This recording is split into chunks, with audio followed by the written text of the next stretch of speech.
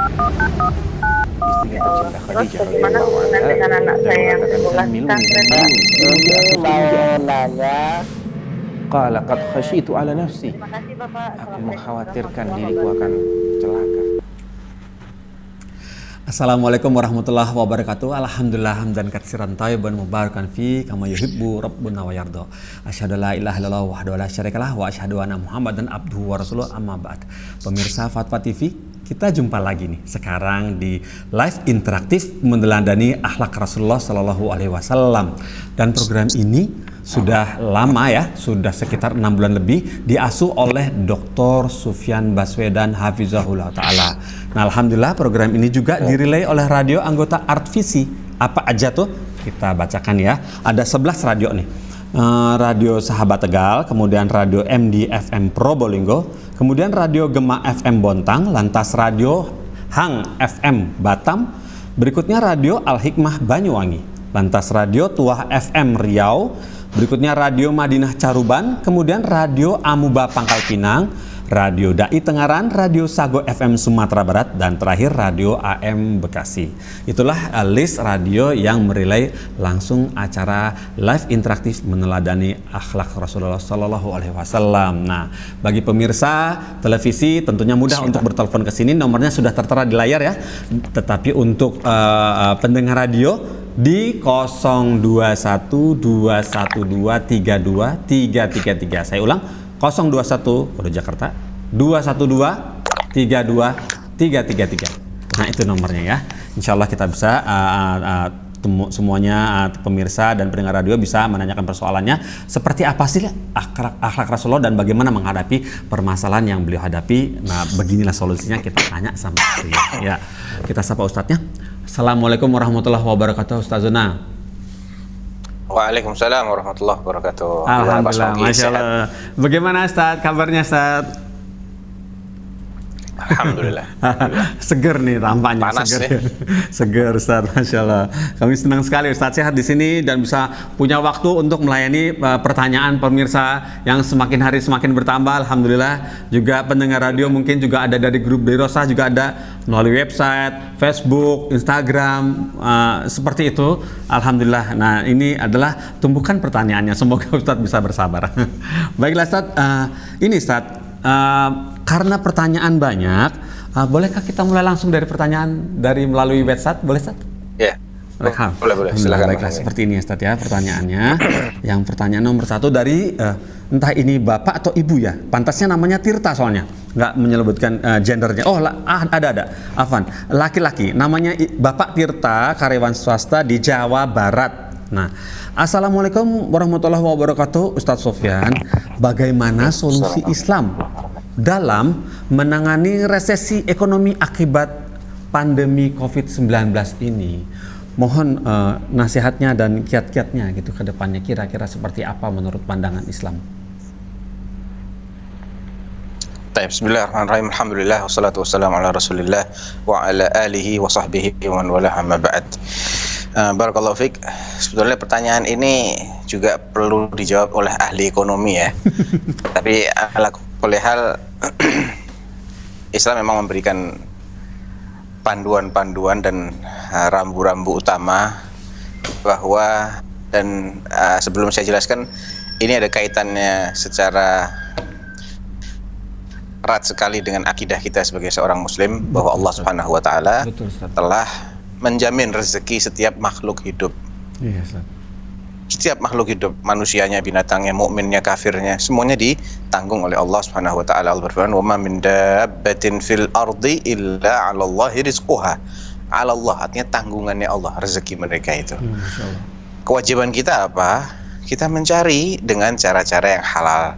Sebagaimana yang dijelaskan oleh Nabi sallallahu alaihi wasallam dalam hadis riwayat Muslim, "Ma min nafsin innahu lan tamuta nafsun hatta tastawfiya rizqaha fattaqullaha wa ajmilu fit talab bi akhdhil halali wa tarkil haram." Tidak ada seorang manusia pun kecuali yang bakal mati kecuali setelah dia menghabiskan jatah rezekinya semuanya. Semua Ustaz ya. Semuanya. Jadi rezeki dan umur itu berbanding lurus. Sebentar, rezeki dan umur ya Ustaz berbanding lurus ya Ustaz? Iya, artinya rezekinya masih ada, umurnya pasti masih ada. Oh iya. Kalau jatah rezekinya akan habis besok, misalnya nih. Iya betul. Iya, dia harus mati besok. Iya. Terlepas dia mau miliarder, mau triliuner, mau miskin, mau menengah, pokoknya kapan rezeki dia habis, dia harus mati. Mamin innahu lan tamuta nafsun hatta tastawfiya rizqaha. Tidak akan mati seorang pun sampai dia menghabiskan jatah rezekinya. Fattaqullah wa ajmilu fit talab. Maka bertakwalah engkau kepada Allah dan carilah dengan cara-cara yang indah, yang baik. Apa caranya? Bi akhdil halali wa tarkil haram, kata Rasulullah. Ambil rezeki yang halal, baik zatnya maupun cara mendapatkannya, dan tinggalkan yang haram. Pokoknya kalau masih hidup pasti ada rezekinya. Iya. Gitu. Seperti itu secara umum kuncinya itu. Kaidahnya begitu. Kalau sudah jamin. Ya kalau kita sedang resesi, resesi ini karena pandemi sulit. Ya, tetap ada pintu rezeki, tidak akan tertutup semua. Karena kalau semua sudah tertutup, berarti kita harus mati. Semua tertutup gitu berarti kita harus mati gitu ya saya. Berarti kita harus mati. Dan Allah nggak mungkin masih menakdirkan kita untuk hidup tapi semua pintu rezeki ditutup. Nggak mungkin. Nggak mungkin. Ya, kuncinya lapar-lapar sedikit itu bagian dari ujian yang seorang tidak akan lepas dari itu. Allah sudah berfirman kan, khawatir ya Ustaz. Nakum. Iya, kami pasti akan menguji kalian bisyai'in, dengan sedikit. Minal khauf, rasa takut, wal ju', rasa lapar, wa naqsin minal amwal, kekurangan harta benda, wal anfus, kekurangan jiwa, ditinggal mati orang-orang, wa thamarat, hasil-hasilnya juga berkurang, wa basyiris sabirin, beri kabar gembira orang-orang yang sabar. Ya, sabar itu artinya tetap dia tidak tergiur dengan cara-cara yang haram. Iya, sabar ya. Ya. Insya Allah walaupun dapatnya sedikit, tapi kalau itu halal Allah akan berkahi. Iya, insya Allah. Ya, Allah akan berkahi. Dapatnya banyak, tapi haram, nggak mungkin ada berkahnya. Bawa sial itu. Bawa sial. Iya, gitu. Masya Allah. Kita carilah. Insya Allah misalnya nih, biasanya jualan garment kebetulan lagi menurun. Coba kita bisnis yang lain, jualan apa gitu. Switch ya, langsung manuver ya. Iya. Manuver, nggak ada aibnya sama sekali. Iya betul Ustaz. Ya, nggak ada aibnya, yang penting halal rezekinya. Betul gitu. Iya. Masya Allah, itulah kuncinya tadi pemirsa dan pendengar radio, bertawakal kepada Allah bahwa rezekinya masih ada selama umur masih ada. Begitu Ustaz? Pasti. Masya Allah ya.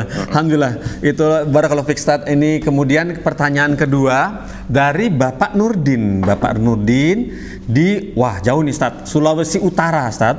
Nah, semoga antum berkenan menjawab pertanyaan yang masih seputar agak kebangsaan dan Indonesia seperti ini Ustaz. Dan ini mengenai yang sedang hype trennya nih Ustaz nih. Lagi trennya adalah pilgub dan pemilihan wali kota seperti itu ya. Tapi tidak ada menyebutkan nama di sini. Begini, Bismillah, Assalamualaikum warahmatullahi wabarakatuh, Ustadz Sofyan. Afwan ini izin bertanya Ustadz, di daerah saya di Sulawesi Utara maksudnya, bulan Desember 2020 akan ada pesta, udah lewat sebetulnya. Akan ada pesta demokrasi pilgub dan pilwako. Pestanya. Saya minta petunjuk dari arahannya dalam syariat Islam untuk memilih dan mengangkat pemimpin.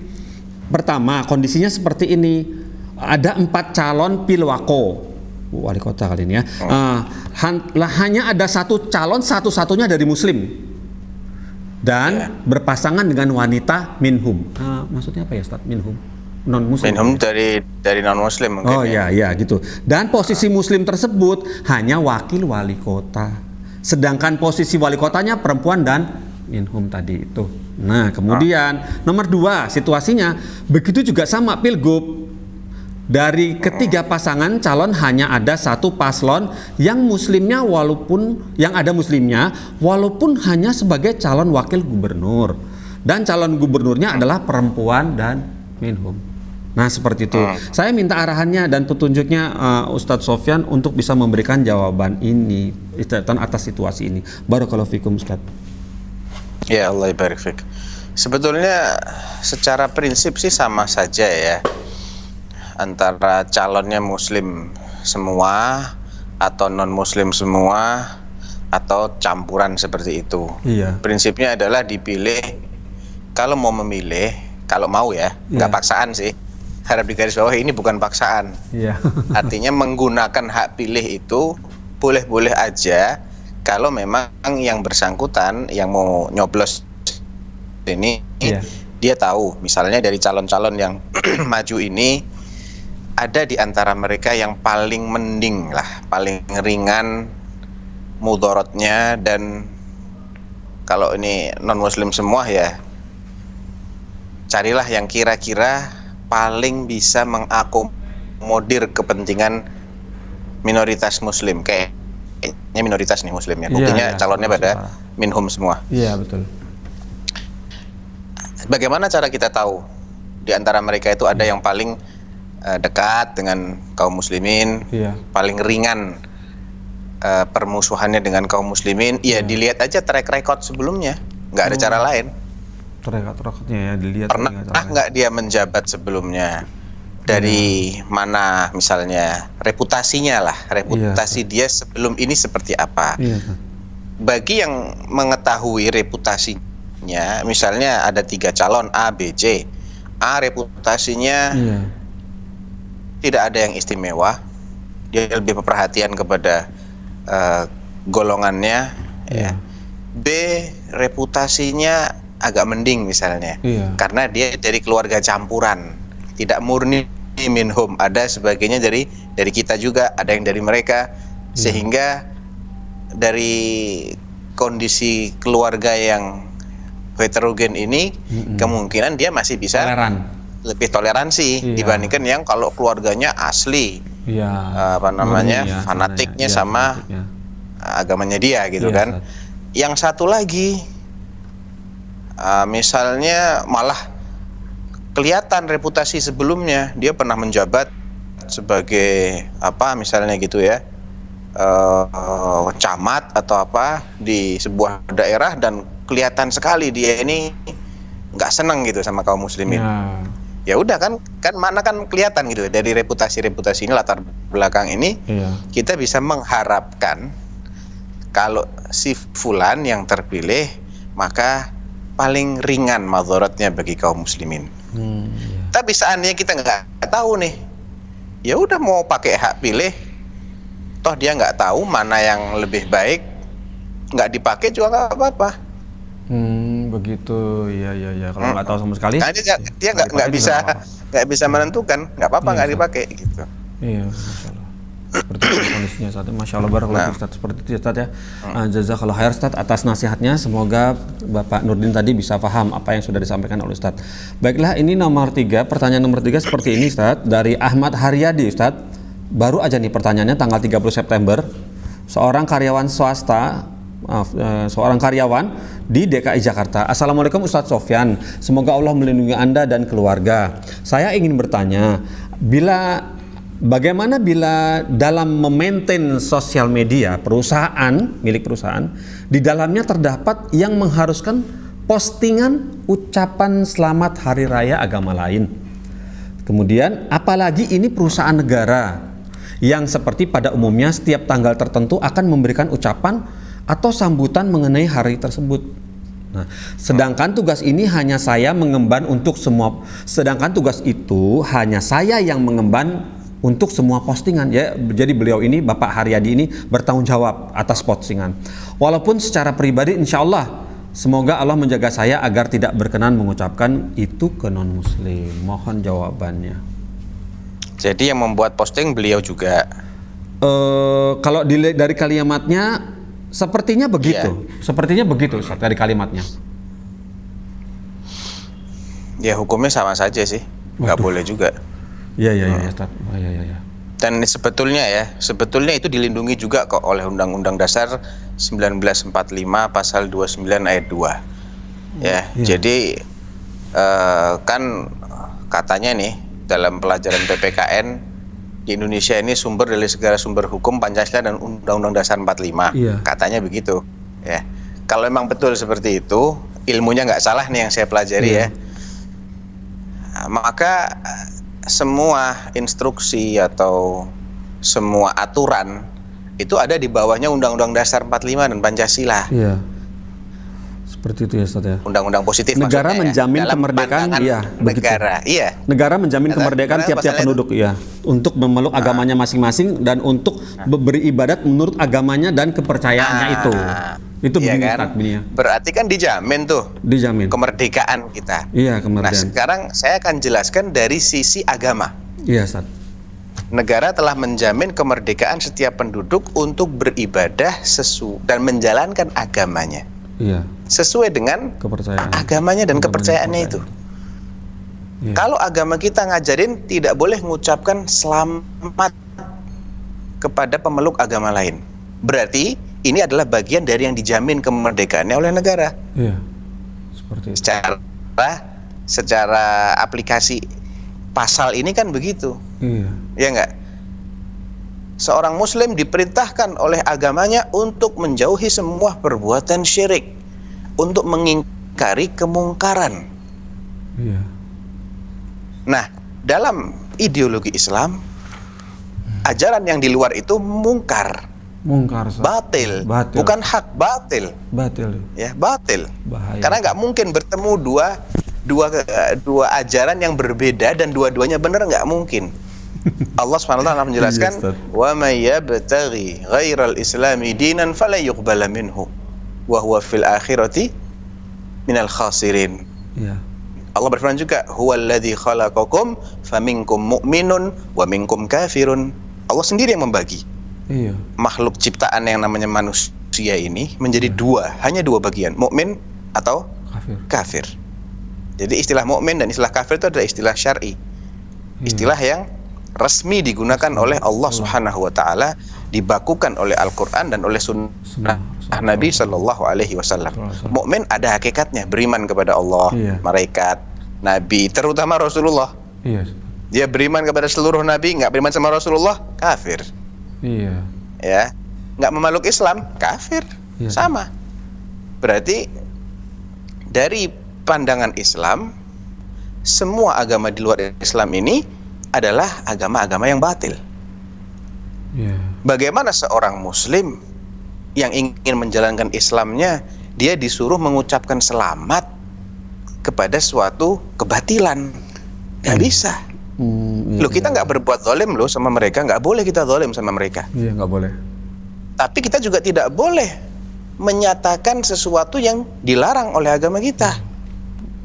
Jadi jangan dicampurkan toleransi.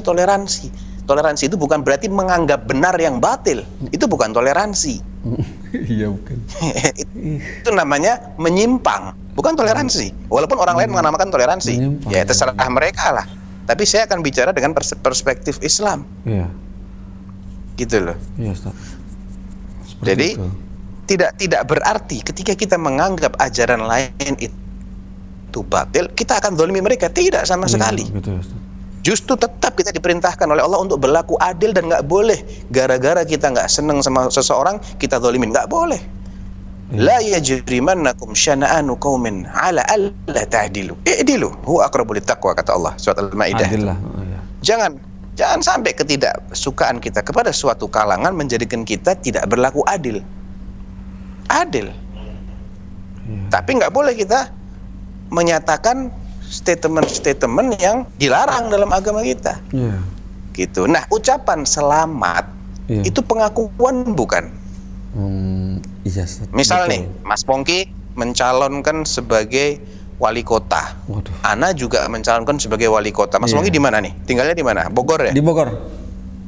Toyib, anggaplah kita bersaing nih ya. Iya. Mas Pongki Iya. paslon nomor 1, saya paslon nomor 2. Iya.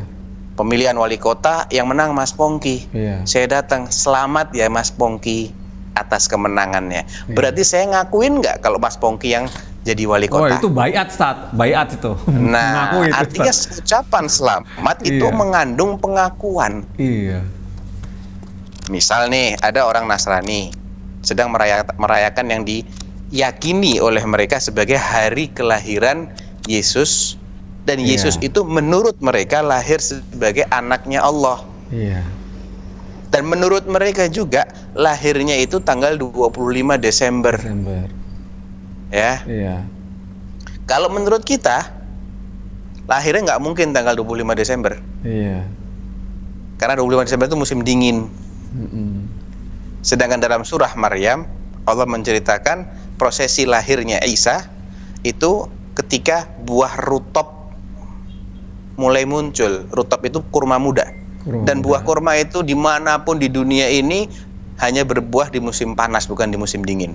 Dan di belahan bumi manapun yang namanya 25 Desember itu musim dingin, nggak ada musim panasnya. Kecuali di Australia sana kali ya. Di Australia kebalikannya. Ya. Gitu, Tapi kan lahirnya nggak di Australia, lahirnya kan di Bethlehem. Iya. Di Palestina sana. Iya. Nah, berarti tetap di sana musim dingin.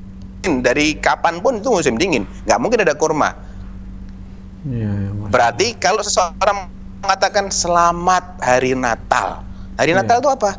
Hari lahirnya Yesus atau Nabi Isa dalam bahasa Arab, Isa dalam bahasa mereka Yesus. Iya.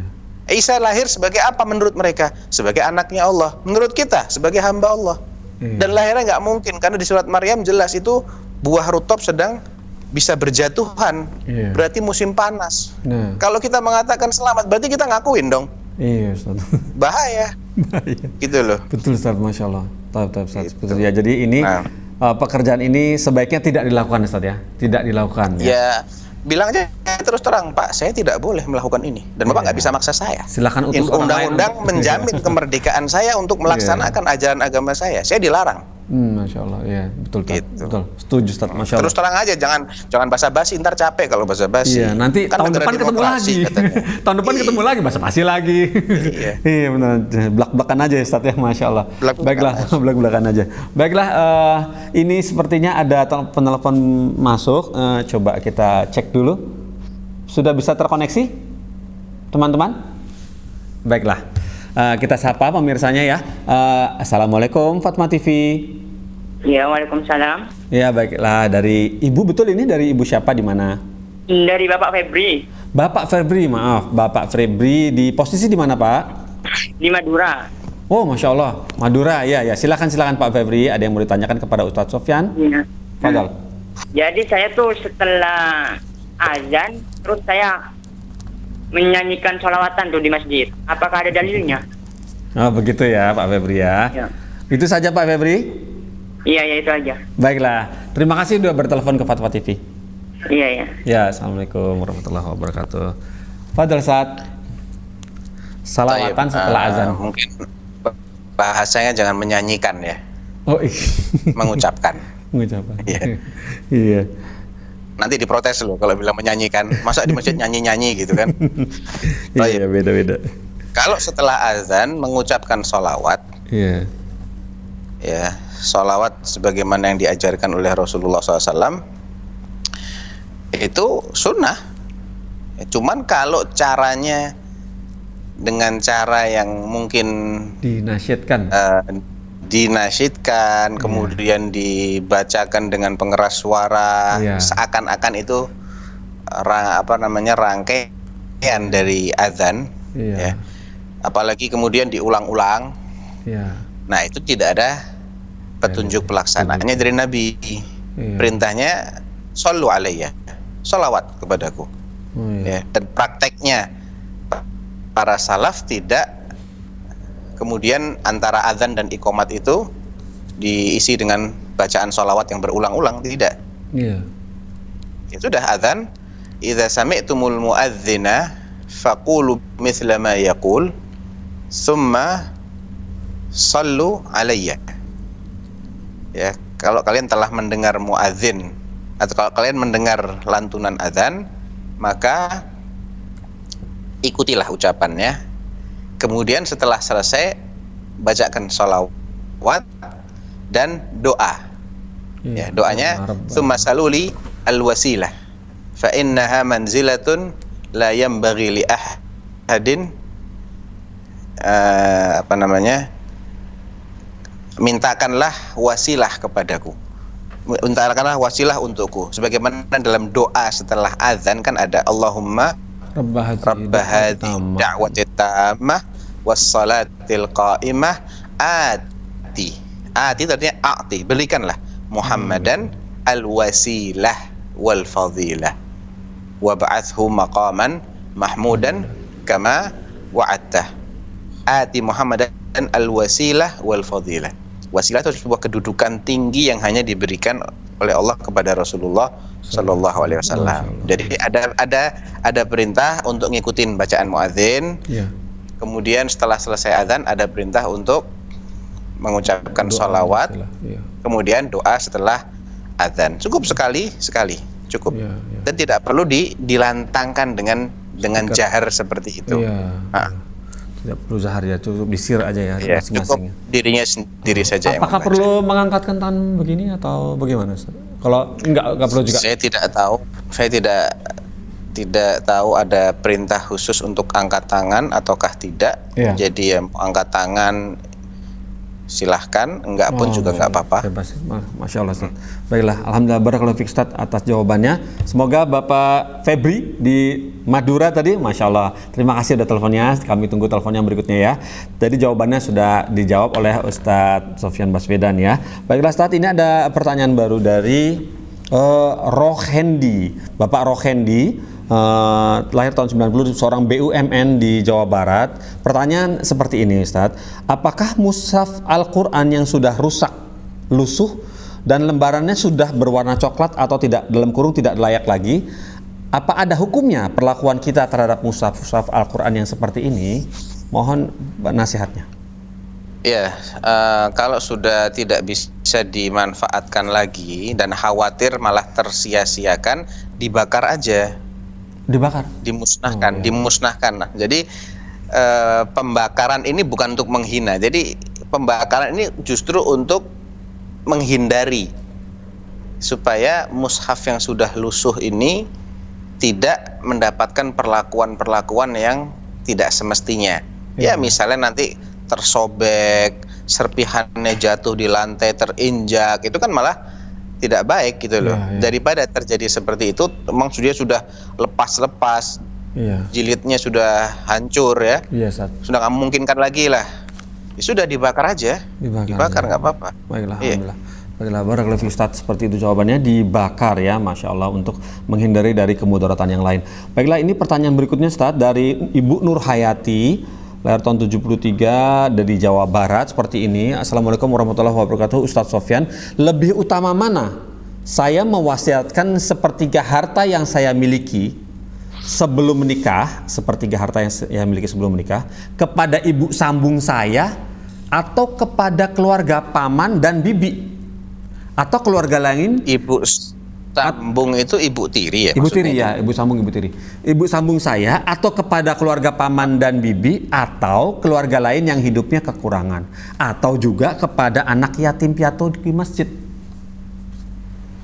Yang paling afdol adalah pertama, syaratnya wasiat ini tidak boleh kepada ahli waris, dan kayaknya yang disebutkan itu memang semuanya bukan ahli waris. Bukan ahli waris sepertinya. Jadi dia bingung makanya. Kemudian tadi siapa lagi tadi? Jadi pertama ibu sambung saya, paman dan bibi, lantas anak yatim piatu. Oh ya, berarti semuanya bukan ahli waris. Iya, Ustaz. Kita lihat dari ibu tiri atau paman dan bibi, apakah mereka semuanya itu membutuhkan santunan? Oh, gitu. Ya. Kalau ada sebagian yang membutuhkan santunan, sebagiannya sudah berkecukupan. Silahkan Anda khususkan kepada yang membutuhkan santunan. Karena di samping itu akan dihitung sebagai sedekah, itu juga ada pahala silaturahminya. Oh iya, benar. Ya, tapi kalau kepada anak yatim, maka itu hanya sedekah saja, karena nggak ada hubungan kekerabatan kan? Iya. Gitu. Seperti itu, Masya Allah. Jazakallah atas nasihat. Seperti itu ya Ibu Rahayati, semoga Ibu bisa menyaksikan acara ini. Insya Allah ini dibagi aja. Kalau memang semuanya membutuhkan nih, ya sudah dibagi 3. Oh iya, betul. Dibagi 3. Iya, anak yatim, paman dan bibi, gitu ya Ustaz ya.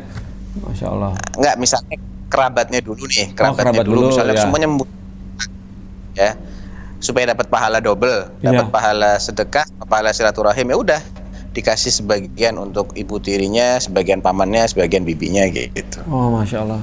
Masya Allah, Masya Allah. Iya Ustadz kepikir itu, Masya Allah Ustadz. Baiklah, Alhamdulillah, barakallahu fiik. Baiklah, ini pertanyaan berikutnya dari Ibu Nur tadi, kemudian ini dari Abu Fatir. Abu Fatir lahir tahun 86 di Sumatera Selatan. Baiklah, seperti ini pertanyaannya. Assalamualaikum warahmatullahi wabarakatuh, Ustadz Sofyan. Ustadz, Ana mau tanya, kakak ipar Ana baru saja meninggal dan meninggalkan dua orang anak perempuan dan satu laki-laki. Satu anak laki-laki. Kakak ipar anak tersebut awalnya beragama non-Islam. Dan saat sebelum menikah dengan kakak perempuan anak ini, ia mualaf. Sebelum menikah dia masuk Islam. Nah, jadi siapakah yang akan nantinya menjadi wali nikah anak perempuannya? Jika nanti nanyain warisan. Bukan, ya ini masalah wali nikah, bukan. Jadi di kondisinya seperti ini, Ustaz. Boleh ana ulang sedikit, Ustaz ya. Afwan. Meninggalkan dua orang anak perempuan, satu kakak iparnya. Jadi kakaknya satu perempuan, satu laki-laki. Nah, kakak ipar ini tersebut awalnya non muslim dan saat sebelum menikah dengan kakak perempuannya ini dia masuk Islam. Jadi siapakah yang nantinya menjadi wali nikah anak perempuannya nanti juga mau menikah itu. Nah, sedangkan keluarga dari ayahnya masih beragama non muslim semua. Semuanya non muslim ya. Semuanya. Jadi cuma satu aja yang mualaf. Yang laki Islam. Anak jadi yang laki Islam. Muslim, karena kan? Jadi masuk Islam. Anaknya yang laki yang menikahkan. Oh, Masya Allah. Lah, bisa tak? Kalau memang umurnya sudah sudah balik lah. Oh, sudah iya. Bisa. Balik. Syaratnya balik aja. Jadi, berarti SMP SMA boleh, Ustaz? Saudarinya. Boleh. Menikahkan saudarinya. Oh, Masya Allah. Ya, wah. Ya artinya balik dan dia tahu lah ya, tak tahu apa namanya pernikahan tuh bagaimana ya. Laki-laki ini laki-laki yang layak atau tidak untuk menikahin kakaknya atau adiknya yang perempuan ini. Iya. Seperti itu. Karena salah satu tujuan adanya wali itu supaya nggak salah pilih. Iya. Seandainya dia masih terlalu kecil, belum paham yang begitu-begitu, sekolah, misalnya SMA, kuliah gitu ya. Ya nanti walinya adalah wali hakim, KUA. Oh gitu. Kantor urusan agama. Oh iya, Masya Allah. Baiklah, alhamdulillah seperti itu ya. Semoga Abu Fatir bisa memperoleh manfaat dari apa yang sudah dikasih tips oleh Ustadz Sofyan ya. Baiklah, ini ternyata ada penelpon masuk. Ya, kita coba cek, teman-teman sudah siap? Baiklah, alhamdulillah. Assalamualaikum Fatwa TV. Waalaikumsalam. Iya, dari Bapak siapa di mana? Pak Adi di Malang. Bapak Adi di Malang. Silakan Pak Adi. Assalamualaikum. Waalaikumsalam. Assalamualaikum warahmatullahi. Mau nanya akhlak Rasulullah itu apa yang sering disebut sunnah itu, Ustadz? Itu aja sih sebenarnya. Begitu aja? Iya. Siap. Baiklah. Fadhal Ustadz. Iya. Terima kasih Pak Adi. Betul, memang sunnah itu semua yang disandarkan kepada Rasulullah. Baik sifatnya ucapan atau perbuatan atau persetujuan atau karakteristik beliau, sifat-sifat beliau, baik sifat fisik maupun sifat perbuatan. Nah, sifat perbuatan itu kan akhlak namanya. Ya, jadi akhlak Rasulullah itu bagian dari sunnah. Rasulullah suka bersenyum, Rasulullah itu lemah lembut, Rasulullah itu hobi bersedekah, ya, nggak pernah mukul istrinya, nggak pernah mukul budaknya. Nah, itu bagian dari sunnah. Maksudnya bagian dari ajaran Rasulullah SAW yang kita disuruh meneladani. Laqad kana lakum fi Rasulillahi uswatun hasanah. Ada pada diri Rasulullah itu suri teladan yang baik buat kalian. Itu bagian dari sunnah. Nah, bukan berarti hukumnya sunnah ya. Ini harus kita bedakan. Ada yang hukumnya wajib. Ada yang hukumnya sunnah. Gimana tuh? Jadi kalau hukum secara fikih, hukum secara fikih itu pembahasannya adalah khusus terkait misalnya nih Rasulullah Shallallahu Alaihi Wasallam tidak Rasulullah SAW misalnya menyuruh orang yang habis makan bawang putih, bawang merah, bawang bombay atau daun bawang agar jangan sholat di masjid. Nah, berarti makan daun bawang ini hukumnya makruh. Makruh. Nah, tapi kalau Rasulullah Shallallahu Alaihi Wasallam mengajarkan agar seorang anak melakukan birrul walidain kepada orang tuanya, apa yang diajarkan oleh Rasulullah ini namanya juga sunnah. Sunnah itu artinya ajaran Rasulullah Shallallahu Alaihi Wasallam. Tapi apakah hukum birrul walidain itu sunnah? Enggak. Birrul walidain wajib hukumnya.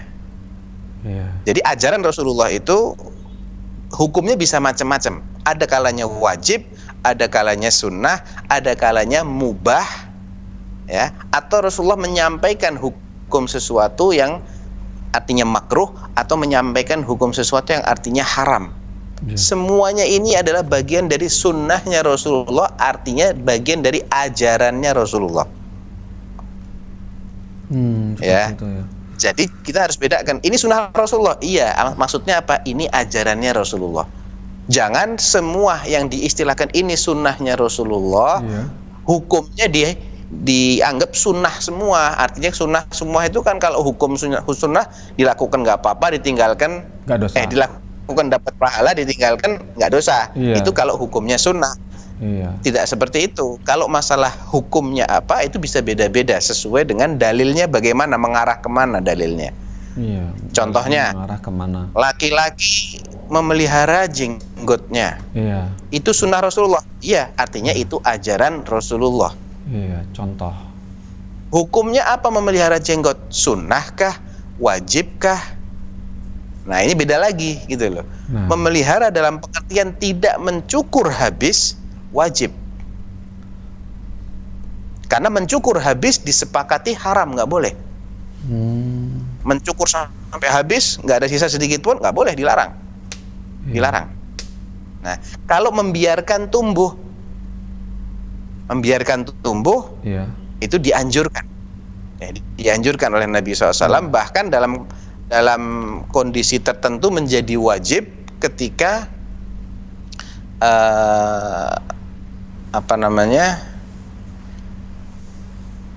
membiarkan tumbuh dalam pengertian tidak mencukur habis.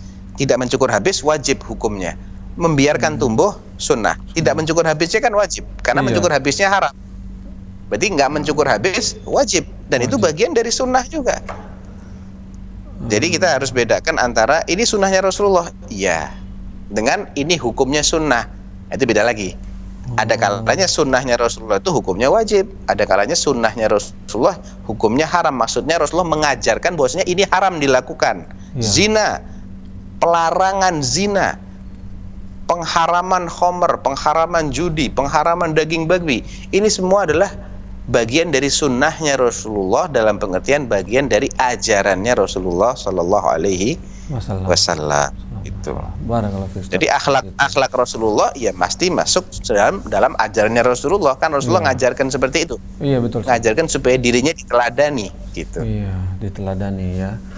Jadi sunnah Rasulullah dan ini ya berbeda ya Ustaz, ya, hukum sunnah dengan berbeda. Masya Allah ya Ustaz. Baiklah ini ada pertanyaan lagi Ustaz. Afwan dari hamba Allah nih, wanita soalnya. Assalamualaikum Ustaz Sofyan. Apabila seorang wanita mempunyai usaha sendiri, semisal home industry, toko perniagaan, peternakan atau perkebunan, dan memiliki karyawan, apakah tetap boleh wanita tersebut menjadi pemimpinnya?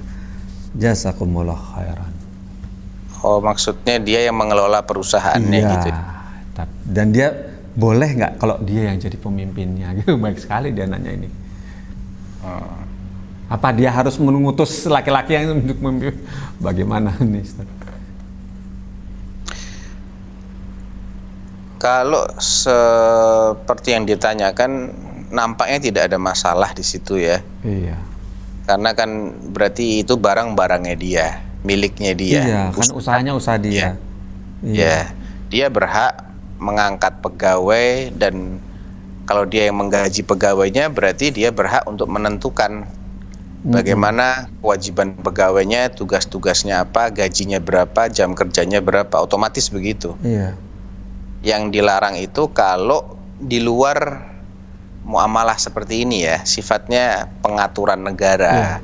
Ya, yang menyangkut hajat hidup orang banyak, bukan menyangkut jual beli, bukan menyangkut perusahaan pribadi, bukan, ini di luar itu, seperti mengangkat pemimpin untuk mengatur urusan ekonomi, urusan pendidikan, urusan hankam dan macam-macam lah. Ya, ini kan nggak mungkin, berupa korporasi kan nggak mungkin. Gitu loh. Itu. Ini banyak orang ini yang harus diatur sama dia. Nah itu laki-laki tugasnya, bukan wanita. Tapi kalau urusan dia yang mengembangkan sebuah usaha dan dia menggaji, boleh-boleh aja. Ya, seperti kalau seorang wanita mengikat akad sewa menyewa atau akad sewa menyewa ya, atau akad misalnya mempekerjakan karyawan-karyawan, ya otomatis dia yang mempekerjakan, dia yang berhak untuk mengarahkan mereka. Anda lakukan ini, lakukan ini, kamu saya akan kasih gaji sekian. Itu kan namanya ngatur juga gitu. Iya betul, ngatur juga. Nggak mungkin itu bisa dikatakan nggak boleh, karena Islam tidak melarang kerjasama. Rasulullah dulu sebelum menikahi Khadijah, beliau juga menjualkan kan dagangannya Khadijah. Oh iya betul. Jadi pemimpin sebetulnya ya Khadijah ya. Ada akad kan di sini. Iya. Anda jualkan dagangan saya, kan gitu. Iya, masya Allah. Iya benar ya. Khadijah udah lebih dulu sebagai pengusaha wanita karir ya, Ustaz ya. Masya Allah. Baiklah Ustaz, Masya Allah. Ini ada pertanyaan, insya Allah ini pekerjaan yang terakhir, atau coba kita lihat waktunya, masih ada 5 menit soalnya. Assalamualaikum Ustaz Sofyan, saya bekerja di Taiwan. Bagaimana jika kita dilarang sholat sama majikan? Di sini juga tidak ada tempat yang bersih, juga tidak ada tempat yang bersih, di mana-mana najis. Titik. Kemudian mereka ketakutan lihat saya pakai mukena. Nanti dewa mereka marah. Dan nanti rezeki mereka seret, katanya gitu. Tetapi mereka masih bisa menerima saya pakai hijab hari-hari. Ya, seperti itu. Mohon petunjuk apa yang harus saya lakukan untuk bisa menjalankan sholat ini. Alhamdulillah. Barakallahu fiik Ustaz. Ada waktu 5 menit insya Allah. Mau dewanya marah, mau presidennya marah, gak ada urusan ya. Iya. Saya tuh gemes sebetulnya dengan pertanyaan seperti ini. Cuman saya tahan aja ini, gemes saya. Urusan apa ente sama dewa mereka? Iya, yang ngasih rezeki ente emang dewa mereka. Iya, apa majikannya saat yang kerja gitu. Dong.